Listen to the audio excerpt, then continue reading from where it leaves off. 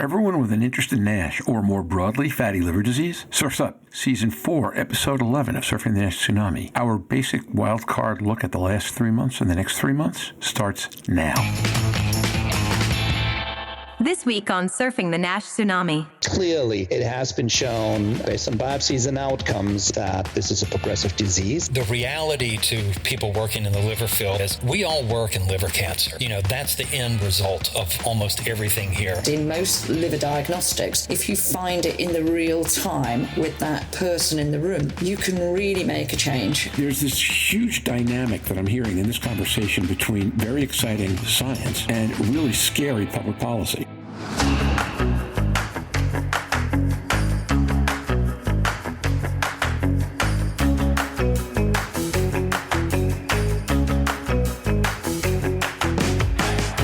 Every week, a global community of fatty liver disease stakeholders comes together to explore the most important challenges in diagnosing, treating, and developing medications for patients with fatty liver diseases. Join hepatology researcher and key opinion leader Professor Jörn Schattenberg, liver wellness advocate Louise Campbell, pricing and forecasting guru Roger Green, and their guest, Global Liver Institute Vice President for Liver Health Programs Jeff McIntyre, as they take an overview on the last 3 and next 3 months in Nashville, this week on Surfing the NASH Tsunami.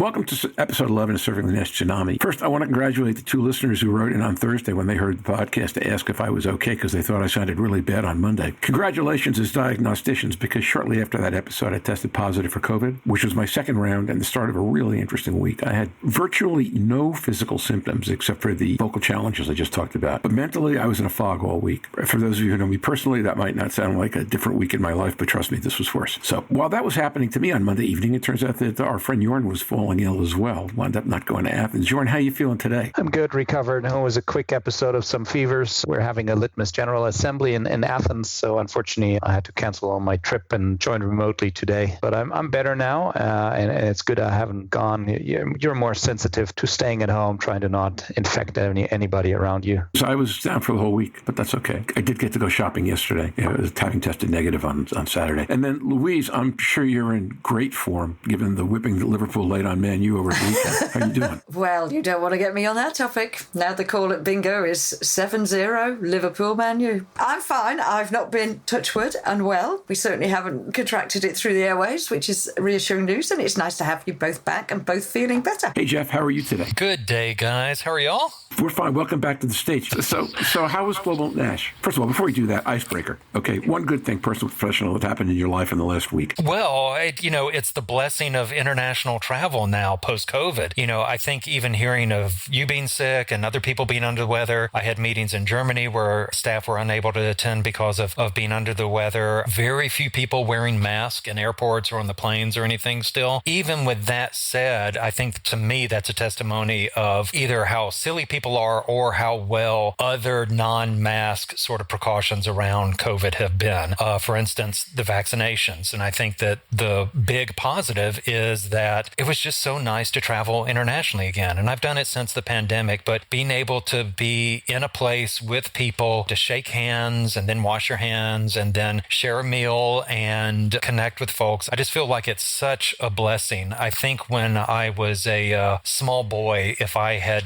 had the notion that I would be traveling to Europe on business on a even on a yearly basis, would have been so mind-blowing to me that I just feel like it's such a blessing to be able to do it. And then on top of it, to be in the room with such smart people that are doing interesting work, that are so grounded in their perspectives and their priorities. Just absolutely, I'm humbled to be able to be a part of it and feel like it's just such a real blessing to be able to be a part of the community. So I'm going to be stretching a little bit here, Jörn. I don't know how you'll be doing, but let's see what we come up with. I just registered for EASL in Vienna. That was exciting because it highlights the start of a conference, and hopefully we get to talk to it later during the episode, where there's a lot of new data will emerge, positive phase 3 data potentially being presented, and very exciting meeting overall, I think. That's great. Louise, your week? Well, of course, I would love to just take the whole episode up on Liverpool's biggest victory ever over Manchester United, but I didn't see that coming, having been to the game before, I tell you. But my highlight of the week is we opened our first clinic in in Bolton for FibroScans. So I've been up in Bolton for the last couple of days, scanning up there, which is good. We linked with the phlebotomy centre, and it was really interesting. The diversity of the clients I saw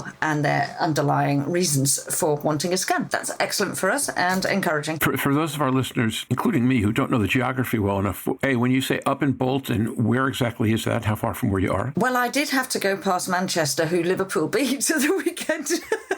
While shouting out the window loudly, yeah.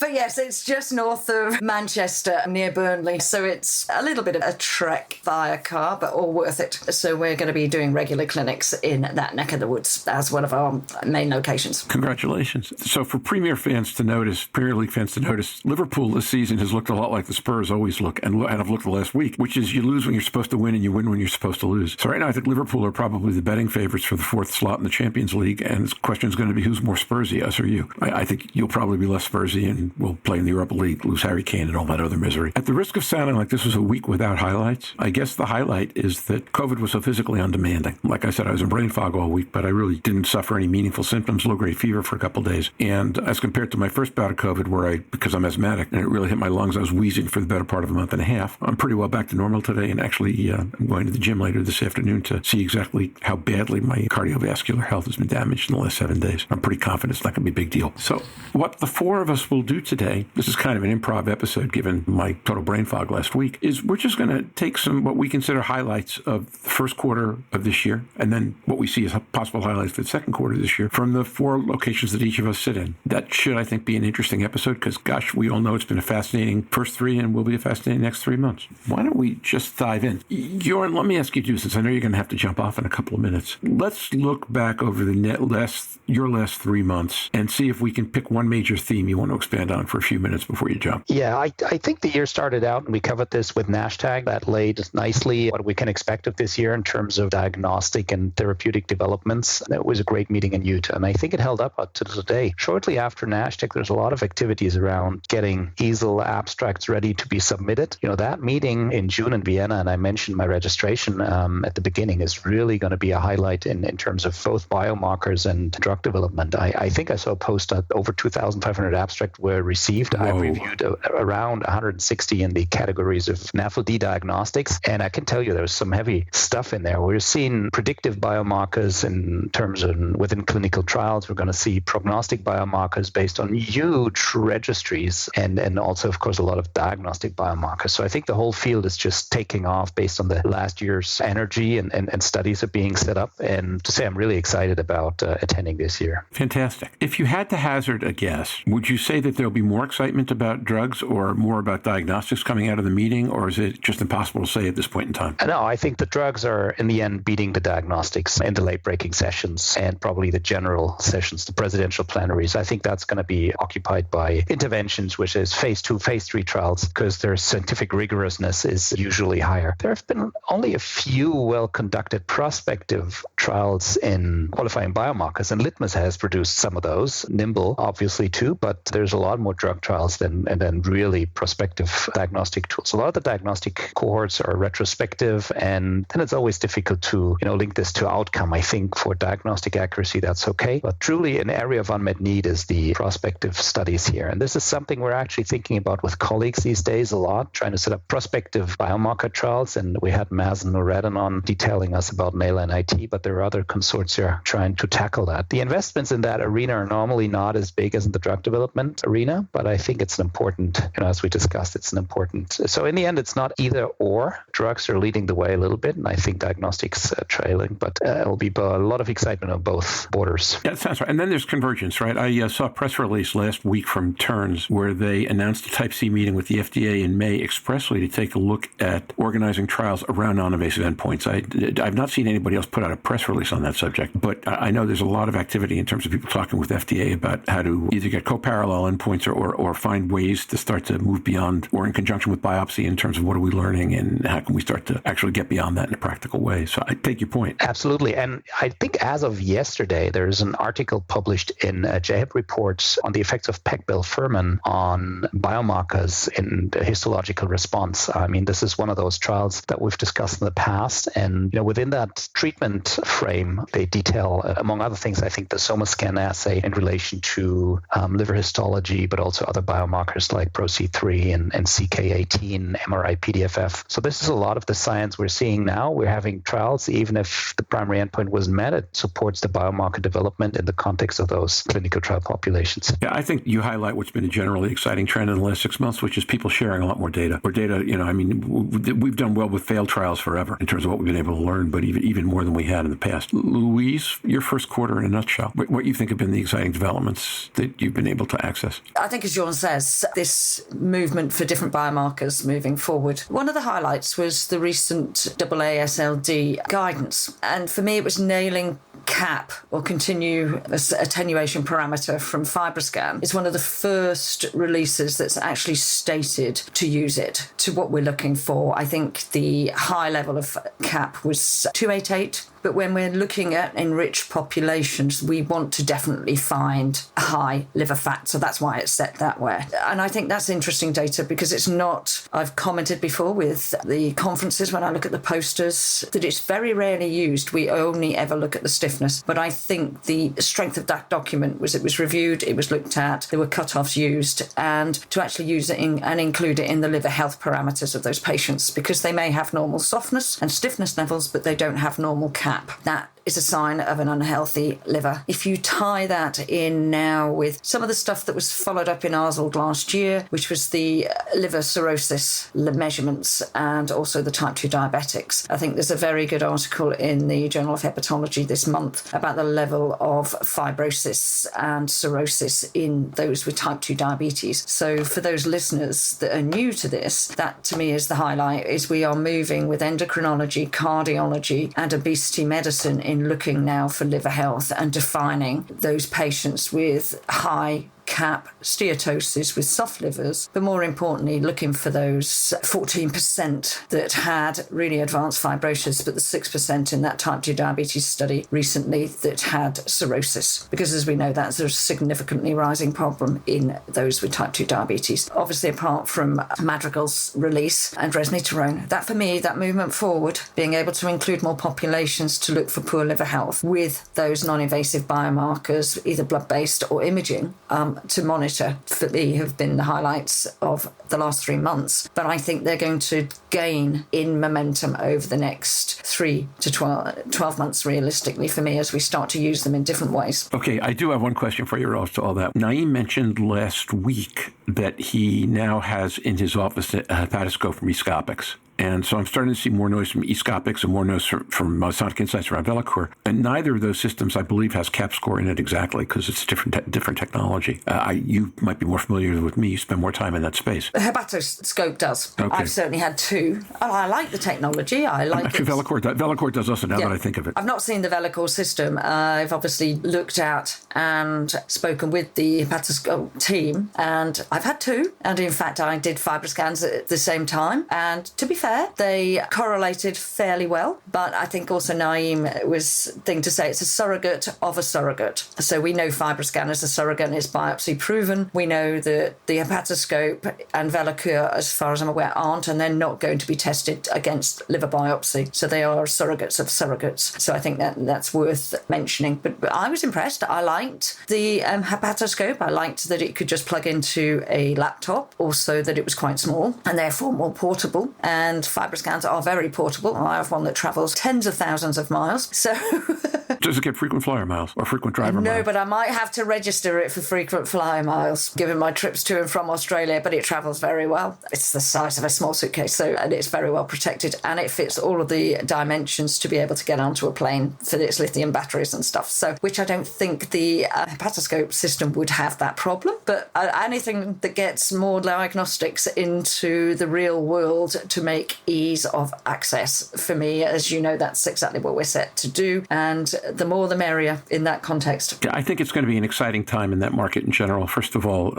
as I've said on this podcast, like throughout my career, which is way too long to acknowledge, that the first entrant, the question is whether, and the second entrant, the question is which. So up till now, there hasn't been robust enough competition for FibroScan. It leaves classic ultrasound far behind, but there hasn't really been classic competition. So you ask, what's the best way to do all this? And I think that in and of itself will increase testing, number one. Number two is the guidelines and all the pressure on those, which I think is, to me, the most important thing I've touched in the last 3 months, one of two, will create a situation where more doctors in more specialties at more levels will be focused on how do I test, what do I test with, and at what point do I test? I think that's right. I think some of the difficulties with that, obviously a highlight for me has also been the potential approval, and we're close to the approval by the National Institute of Clinical Excellence for FibroScan as a first in the world, I think, to be accessible by all primary care. If that comes to fruition, like any of these diagnostic devices being used in any setting, it's how do you do it in the best way? For me, it's use specialist services like ours that just come in and do it for you. You don't have to test, you don't have to ramp up. It can be done immediately. So therefore it cuts those timelines. But there will be the issues for endocrinology, cardiology of exactly how do you do that? Do you get a liver person in? Do you upskill your own staff to then talk about the liver and fatty liver disease? I think it gives us numerous challenges, but they're exciting challenges to take on, and they're not insurmountable. But often the fear of something new stops something new coming in. And my biggest thing would be that there are patients suffering from liver disease and terminal liver cancer that we could locate now that would not be terminal if we start to roll out these systems. So I don't mind what system suits individual clinics. What it would be to do is get the best advice, look at the different models that you can use, because there are many now. We use different models for different people and different locations, and I think that's the key. But it has to be about the client and the patient, and it has to be about allaying their fears, but also raising the importance of what they can do. Because as we've said, in most liver diagnostics, if you find it in the real time with that person in the room, you can really make a change. And that to me is the exciting part of all of these new biomarkers and anything that we can get in real time. And we will get to point of care liquid testing for some of this as well, I'm sure, as we develop.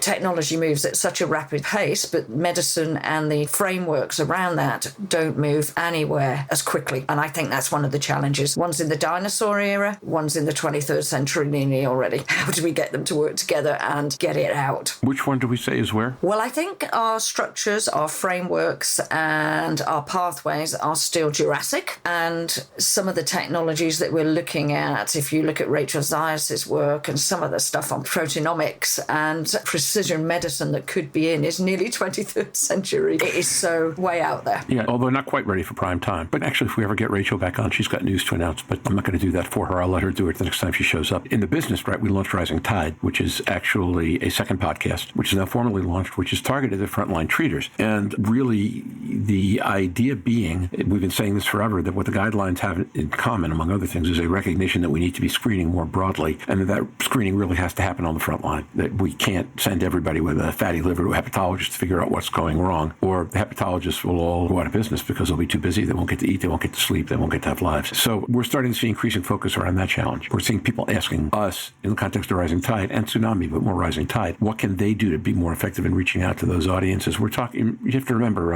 I guess it was Michael Charlton posted a paper at NASH-TAG where he pointed out that we get 2% as many ICD-10 codes in the U.S. for NASH as we'd expect, and they all come out of primary care. 90% of them come out of primary care, which says basically that the system's completely unequipped to handle any of this right now. So that'll be pressure number one. Pressure number two is people I talk to tell me that payers are starting to focus increasingly, in the States at least, on how to handle this. Now, their sense of urgency has to do around the fact that drugs are coming, and that the launch of the direct antivirals was a policy and economic challenge, let's just say, for health payer plans, because the prices were astronomical. And while the health economics made the prices defensible, nobody had the budgets to pay them. One of the things I'm fond of saying is you can't save people money they're not spending it. So if by spending $100,000 now, you can save $1.1 million over a 20-year period starting in year 11, no one has the $100,000 to spend to save the money. And I think that was a problem. So now question becomes drug utilization, diet, all that good stuff. And Jeff, what we've been doing is we've been going through interesting things we've observed about the last 3 months in liver space, not just in life space. Okay.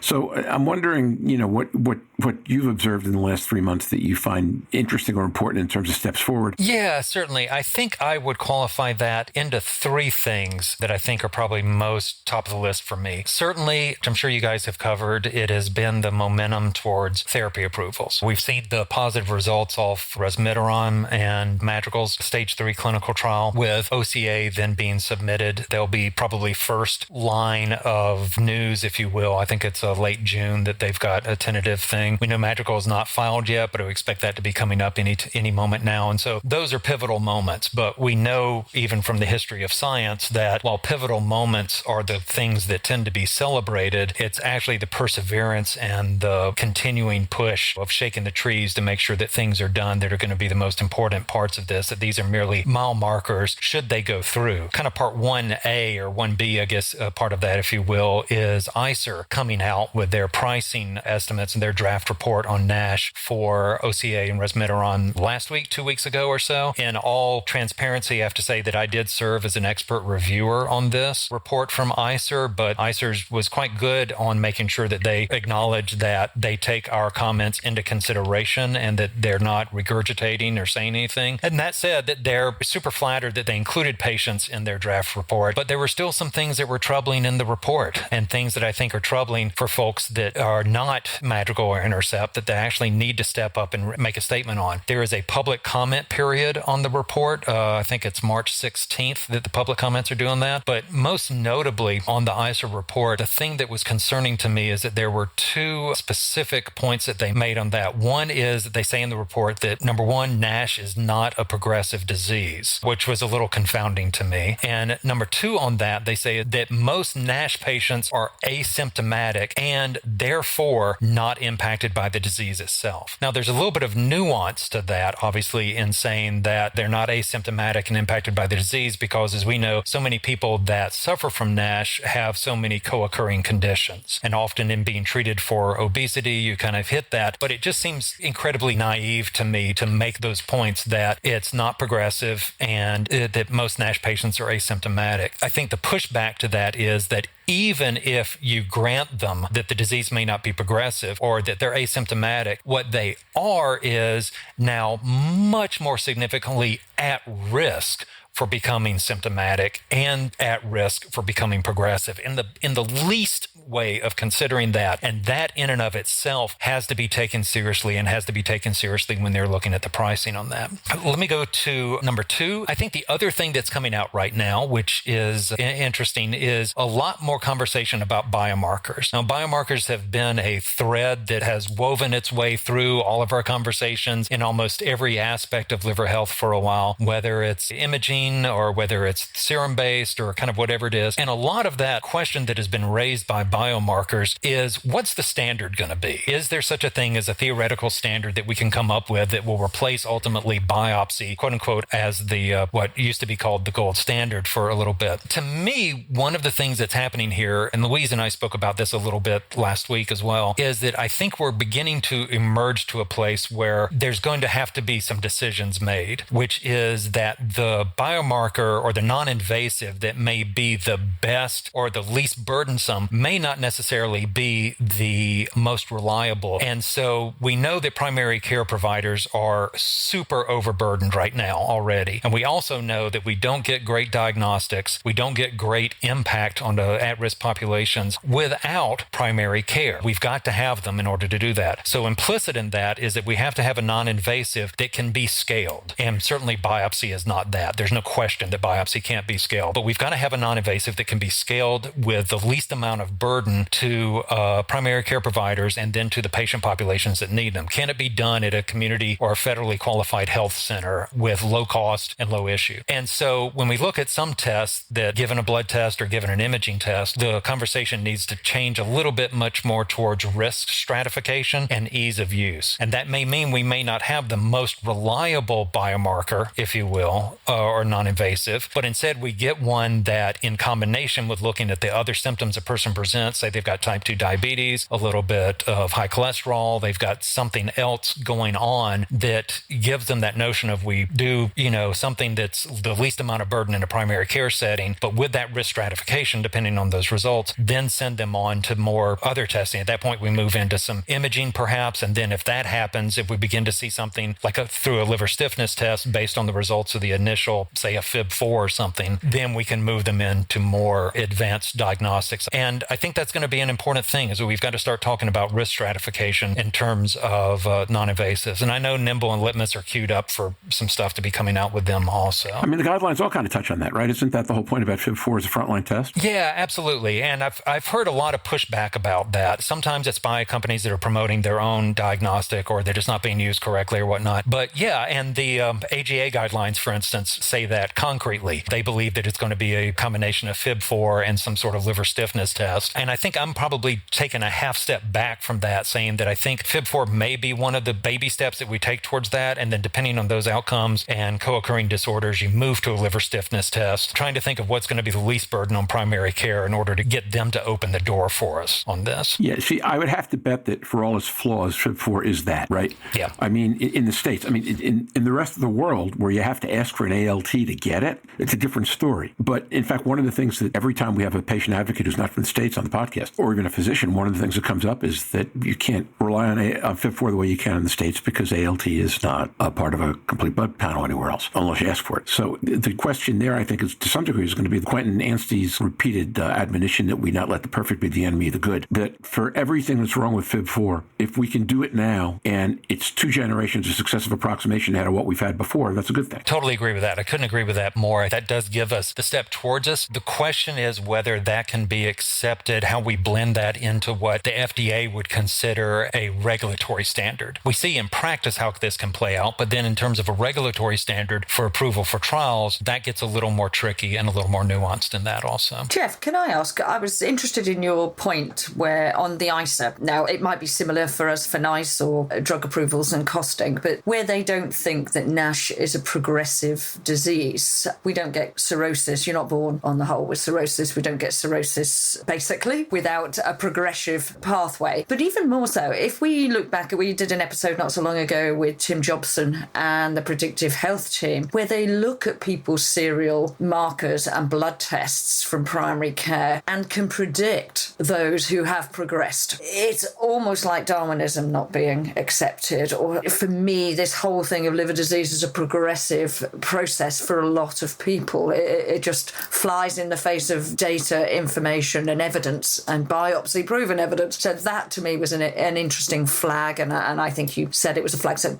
I'm not too sure. I'm happy to come and FibroScan them all to see how much progressive disease they might not have, but that did interest me, and how you would see that playing out. Surely that's something that has to be challenged because it's not evidence-based. Yeah, I think so. And I think that is a concern in this. If you've been in conversations with me, I've said whether we work in fatty liver disease, we work in alcoholic-based cirrhosis, whether we work in hepatitis, the reality to people working in the liver field like we all do here is we all work in liver cancer. That's the end result of almost everything here. And to kind of say that we don't, I think is a little disingenuous as well. It may not be as forward-looking as people do. Certainly the field of NASH and a lot of areas of liver health, we tend to be compartmentalized and we work on our things and then we work on kind of trying to get resolution or we try to work on stopping progression. And it tends to be kind of hyper-focused in this way. And I think this is one of the bad aspects of that is ICER has picked up on that, it seems to be, and now are saying things that could just have incredible repercussions for companies in phase 2 clinical trials now if it is accepted and they cite it as precedent that NASH is not progressive or this sort of liver disease is not progressive. It just seems horribly naive. Even as they, OCA was redefined, if you remember the history of that they were redefined from being a NASH drug to being instead a drug for cirrhosis as a result of NASH, but,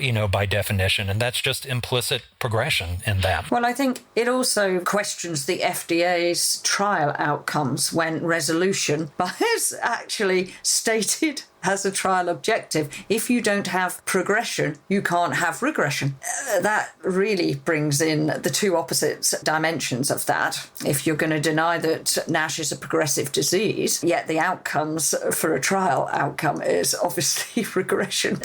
And of interest, the obesity societies this week, some of them were very good in talking about NAFLD and NASH, particularly within their populations, because of course it was World Obesity Day on Saturday. And I thought that was a really big step forward for that to be out there and included in their conversation now. And I was pleased to see it. Absolutely. And that actually leads to the third point. I had 3 points here to go forward with. GLI, Global Liver Institute that I represent, was the only liver group that actually, we just partnered with the American Medical Association, as well as groups like the Obesity Society, OCAN, and Stop Obesity Coalition here in Washington, D.C., to sign on, citing that there is a belief in the support of obesity needs to be medicalized, that it needs to be a medicalized sort of term, and that that's something that's still pushed back against in a lot of areas, but that it meets all the definitions in order for it to be medicalized. And what's interesting to me in that, there's kind of two ways to come at this. Dare I drop the nomenclature issue into this, but I think it is pertinent a little bit, that, nomenclature originally started talking about non-alcoholic and about how the disease can't be defined by something that it's not. I get that. It's semantic, but I understand that. No issues with that. But then very quickly we evolved into a discussion about fatty and about whether it led to stigma, how should it be defined, how do we talk about this? And there was a real pushback on that, and that conversation is still going on. I disagree with the priority that it has, as I've cited on prior podcast here with you, Roger. But one of the things that concerned me about our signing on to that is not that we signed on, but that we were the only liver group in the room that signed on to that. There's nobody else that is kind of engaged with the obesity community to be able to talk about the medicalization of obesity in that way. And that's an issue. And it makes me believe then, it makes me question the prioritization of talking about fatty as a name when we're just not seeing any action happening from the other communities in that as well. If hepatology associations could have joined our support for like front of package nutrition labeling, reductions of high fructose corn syrup,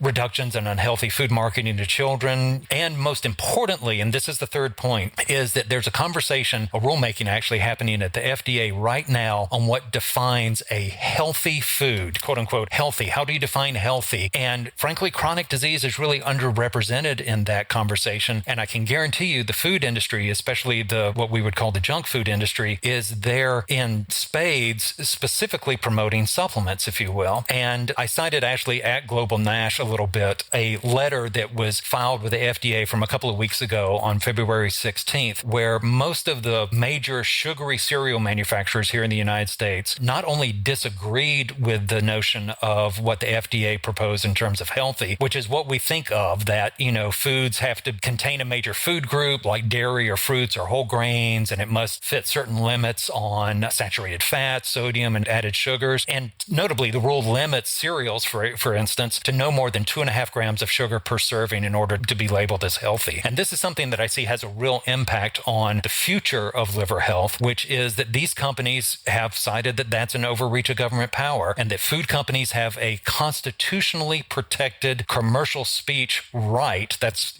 for those not in the United States, that's a free speech right, covering their ability to use the term healthy, quote unquote, to describe added sugar. What this filing says from these companies is that it not only scorns the labeling rules as kind of this First Amendment issues, but it actually argues that sugary cereals pose no health risk and actually are in fact beneficial to society and to childhood health. And the reason they cite it is because they say, well, it's already a part of nutrition program. It's an argument that folds on itself. It says, well, if it wasn't healthy, then it wouldn't be a part of the nutrition program for women, infants, and children. It wouldn't be part of the National School Lunch Program when we know that there has been very specific lobbying in that area. So when you think about kids and you think about, how they eat, say, sugary cereals of some sort, most kids eat more than one serving. And so most cereals contain roughly about 12 grams of sugar per serving. That's nearly 5 times the limit right now that's proposed by the FDA. That's if it's 2.5, then that's 5 times the limit per day. And if you think that children typically eat more than twice the recommended serving size, then that means one breakfast portion for them is going to be roughly 24 grams of sugar. That's like eating a Snickers chocolate bar here in this. If you have this being defined as healthy, then I think what you're going to see is a lot more confusion from patients, a lot more distrust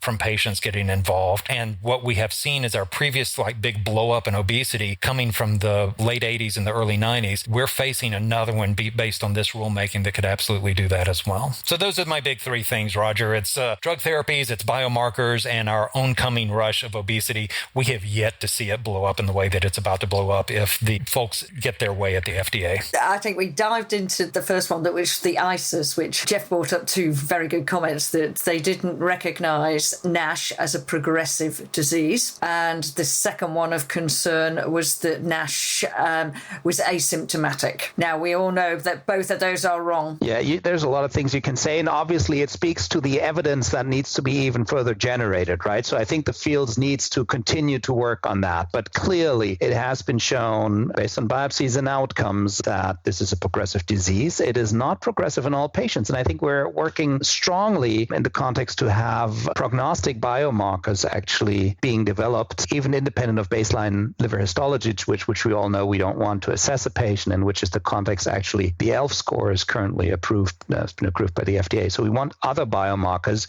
in a case finding concept, or even a general population screening based concept, to tell us who will develop the liver outcome, to be able to offer preventive measures to these patients. And clearly it progresses. I think studies from the pathology field have shown that. I think the bit that concerns me, Jeff, you raised all of the right points from my alarms going off in my head about what's healthy. Healthy is natural on the whole, as we know. And nature, we are genetically cavemen and cavewomen with the nature that provided us with our food sources, and we're built around that. But actually, as we know in history is written by the winner. It is never written by the loser. So if we write into history and we let big companies with sugar and rewrite the history of sugar and added sugars, then that is a concern. Do I think we should ban it? No, I think it's about education and to choose your lifestyle choices, because I think you can't come into the amendments and come into rights. You can't stop people. I think New Zealand are looking at not allowing cigarettes or something into the country. I think that's a bit too far, because again, it does stop people making a choice. If you know to smoke and you know it's bad for you, but you still choose it, that's your choice. The same way as we know to eat unhealthy foods. But when you redefine unhealthy as healthy, you give people less choice and less opportunities to make informed decisions based on it. So therefore, whose amendments and whose rights are being diluted and washed away in the value of the big buck and earning that next dollar, I suppose. Well, we could talk about that ad infinitum, but that would concern me the same as it concerns everybody, I'm sure. But the one that did concern me was that you were the only liver group in the room joining on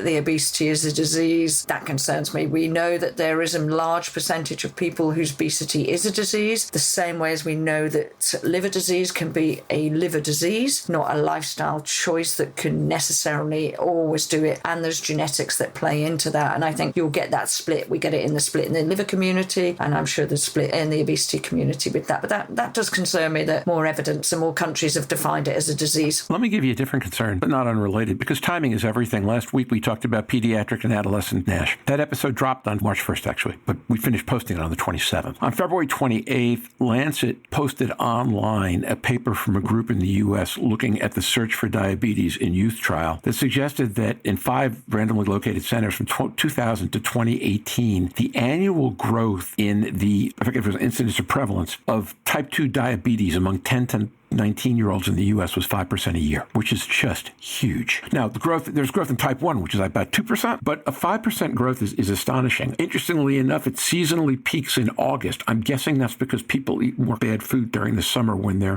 not in school and on vacation, and eat more ice cream and stuff than they do during the rest of the year. That's just my guess.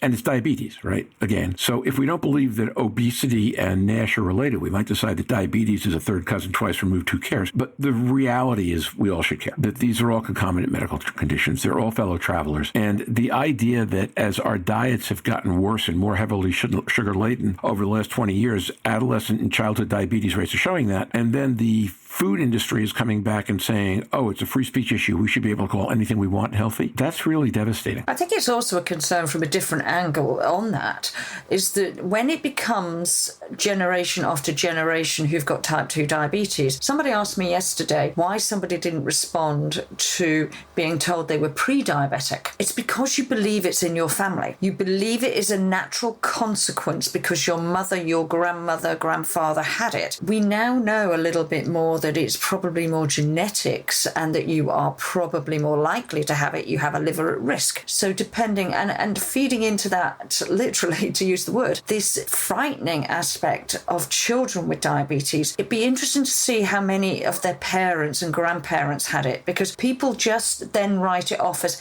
it was going to happen. It's just younger. So we remove ourselves from the context. And I think it takes me back to an episode you guys did after AASLD, where you were talking about this whole genetic aspect and people believing. And it aligned with that for me really, really well. So it is frightening. Sorry, in that context, Louise, something I'm always thinking of is also, and I know that must be something Jeff thought about, it's also about social class and learned behavior, right? Genes is one thing, but you pass behavior along your family. And of course, you're influenced by the education of your parents that potentially potentiates. Are you growing up in a neighborhood where you learn to exercise and play in the green parks, or are you indoor playing video games potentially? I mean, these aspects are closely interrelated with genetics. Yeah, absolutely, Jörn. I would agree on that too. And, from my years in working in childhood obesity, the biggest single predictor of whether a child is going to be obese is whether the parents are overweight or obese. And so that doesn't necessarily answer the question about genetic or social, but in fact, I think it actually confounds it. And so we see that there is social and behavioral stuff that plays into that. There's environmental that plays into that. But if we have had learned notions of the generational passing of different things in our world today, I first engaged when we talked about generational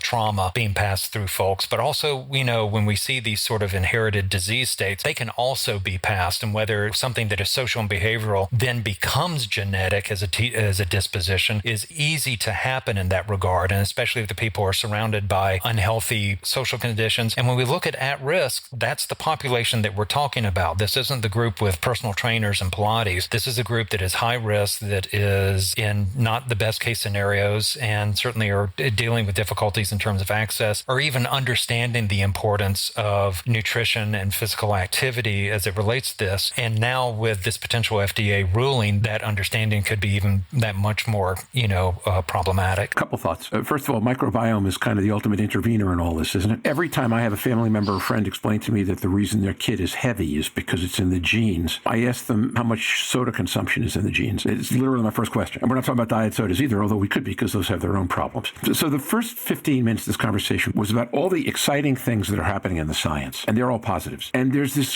huge dynamic that I'm hearing in this conversation between very exciting but frankly expensive science and really scary, particularly in the States, public policy. If selling your sugar cereal as healthy is a free speech right, then who's going to educate the undereducated or the underinformed on what really is or isn't healthy?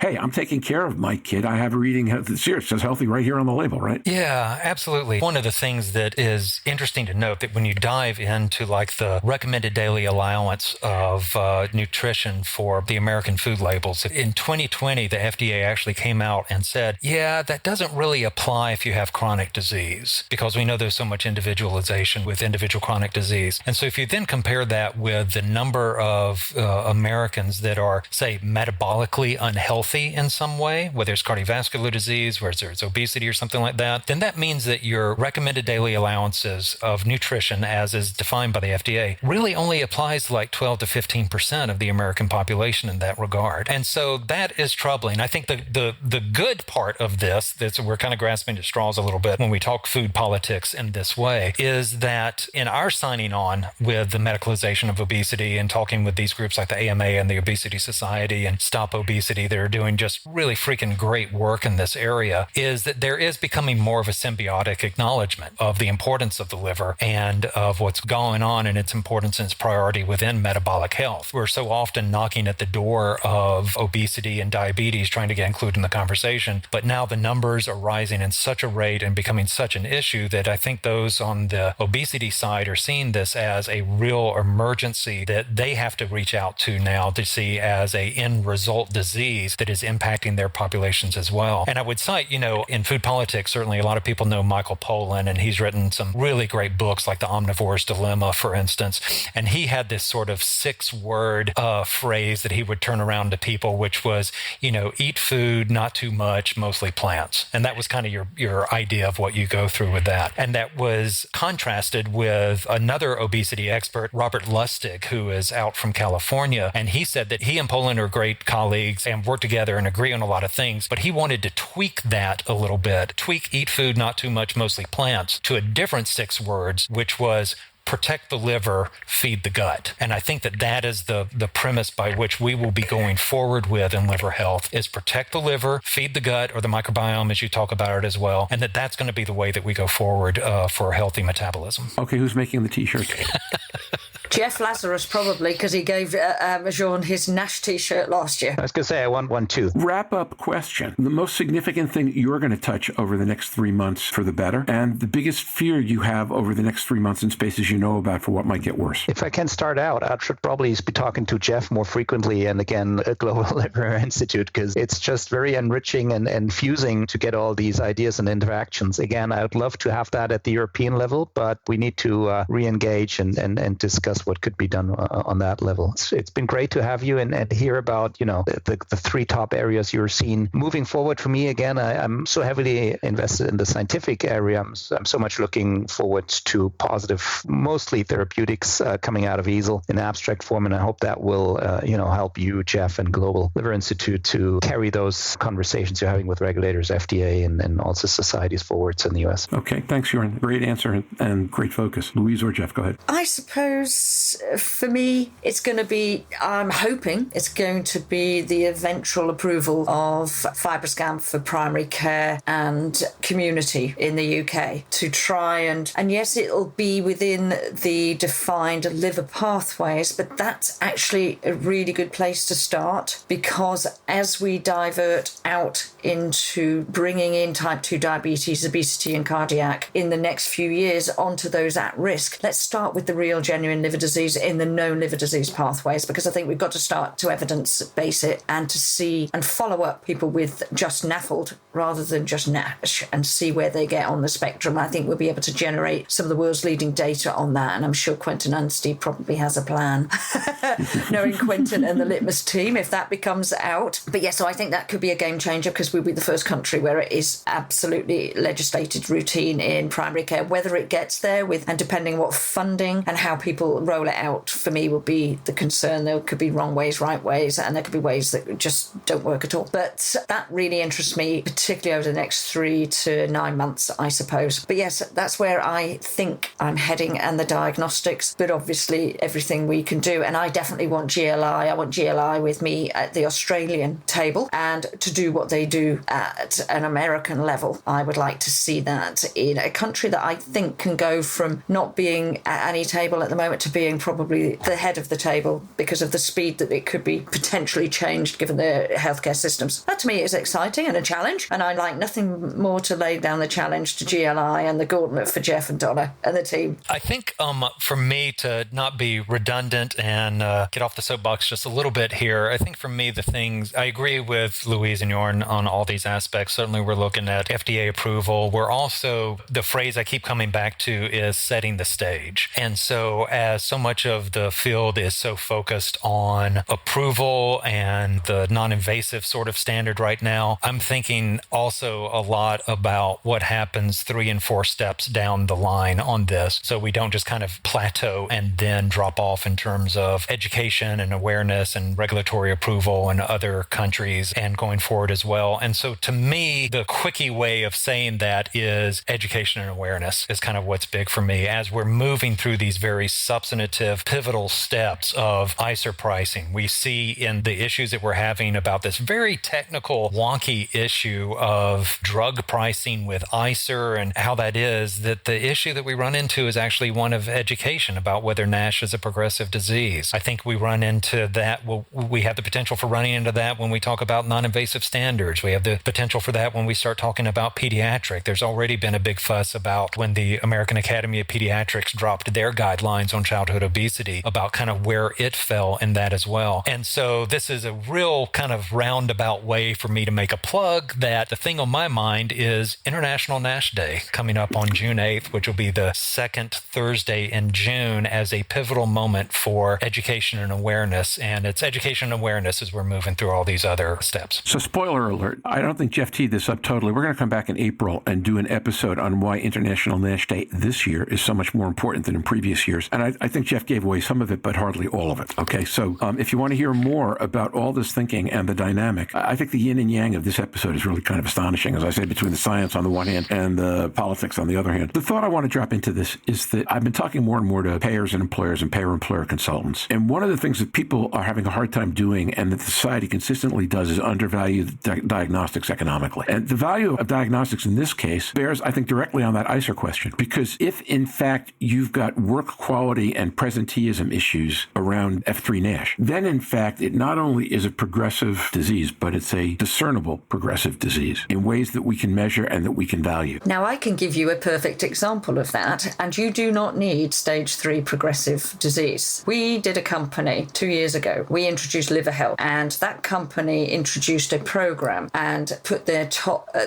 senior staff on Liver Health. Their cupboard this year was way healthier. Their company employees competed with each other to improve their liver health. This is a small company. Their bottom line gross improvement in income was £80,000 by improving liver health. And that's one small company. And we do not target liver health in any workforce. And I would love to see Kellogg's or Coca-Cola now look at how much they can save that way, rather than saying it's a healthy food. And I know those two companies weren't necessarily the companies, so don't take it as read. But so we can actually start to quantify where people look at liver health in their workforce. So exactly your point, Roger, presenteeism and absenteeism. But it's not just even the stage 3 fibrosis, because none of these were there. Well, to be continued, and in fact, to do a nice job of setting up next month's conversation. So, Jeff, thank you so much for joining us. Louise, thanks as always. Congratulations again on 7-0. Let's see if we can pip you to the Champions League, although I doubt it. And we will be back next week with Veronica Miller from the Liver Forum, talking about what they've been up to the last few months, actually. And I'm not sure some of this isn't going to circle back around again, because that's the way life tends to work.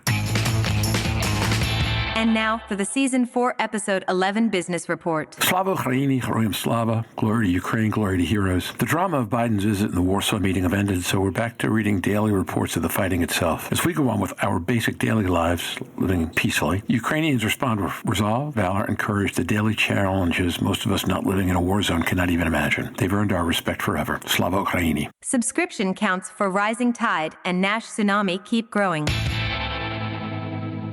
Over the last week, we've gone over 400 subscribers to NASH Tsunami. We've seen dramatic growth again in the Rising Tide subscribership, with the tide growth coming largely among our target frontline treater audience, which is exciting. We've had friends in the commercial community ask how to hear full episodes of Rising Tide. To do so, you need to click the Rising Tide tab atop the surfingnash.com homepage. You'll go to a page that offers 2 ways to subscribe to Rising Tide. Whether you choose the 1 episode or full experience option, you'll become a subscriber. And if you want to learn more about sponsorships, just contact me directly at roger.green@surfingnash.com. The louder download drumbeat endures. As predicted last month, February became the 3rd month in our 35-month history we exceeded 9,000 downloads. It was our 3rd largest month ever, with close to 9,200 downloads by the end of February 28th. Our download per day average of 327 per day was 8% higher than the previous month, and only the 2nd time we've been over 300 a day. It's worth noting that the first 6 days of March are, if anything, on a faster clip than February. Listen here for more details throughout the month. Last weekend, The Vault was a prior episode. This weekend, again, it may be a surprise. Again, Again, this weekend, we're exploring replacing the Vault episode with an outsider interview we're in the process of scheduling. If that doesn't come off in time, we'll share an earlier episode about trends that we anticipated rightly or wrongly in the context of what we've just talked about in this episode. Listen to hear what we got right and wrong all the way back then. So with that, I'm off for another week. Thanks to Jake, Magic Mike, Steve, and Eric for helping to get this episode out the door. Next week, we'll be back with Veronica Miller from the Liver Forum to learn what she and the group have been up to. Until then, make sure to let us know how you feel about Rising Tide. Don't forget to send reviews. Stay safe, surf on. We'll see you next week on the podcast. Bye-bye now. Have any questions for the surfers or a topic you would like us to cover in a future episode? Please write to questions@surfingnash.com. We'll answer your questions either on the podcast or the website, and we'll schedule a call or video conference to discuss your episode idea.